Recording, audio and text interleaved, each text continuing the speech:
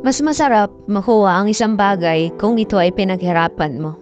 At hindi basta-basta na nakukuha, na parang hindi mo ginawa, na parang hindi mo ginamit ang lakas at kakayahan mo para makuha ang isang bagay. Yung isang bagay na nakuha mo gawa ng pinaghirapan mo, ay doon mo maiisip at mapagtatanto na ito ay napakahalaga at pakaiingatan mo. Siyempre hindi mo pababayaan, lalo tigit sa lahat. Aalagaan mo siyempre pinaghirapan mo yan eh.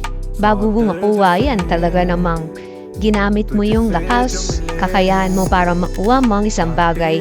Kung isang bagay naman ay hindi mo pinaghirapan, tulad ng minadali mo, mga paps, mga Mars, yun ay hindi mo dapat ginagawa sa buhay. Kung gusto mong makuha ang isang bagay, siyempre paghirapan mo. Huwag mong mamadaliin. Yun nga eh, di ba nga sabi nga nila, mas masarap makuha ang isang bagay kung pinaghirapan. Mas masarap makuha ang isang bagay kung ito ay ginawan mo ng paraan ng pagtitiis at paghihirap. Yun ang sinasabing, sulit ba mga paps, mga Mars? Kaya naman kung meron kang gusto sa buhay na makuha at meron kang gustong pangarap na matupad, lalo tigit sa lahat inaasam na bagay na gusto mong hangarin, mga paps, mga Mars, huwag kang titigil. Huwag kang mawawalan ng pag-asa. Tuloy lang ang laban, kahit mahirap.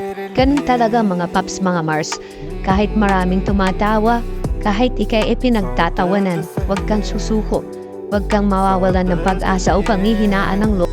Kasi yung mga bagay na yan, kapag napaapekto ka, ang bagay na gusto mong makuha, abay talaga namang mahihirapan ka o hindi mo makukuha.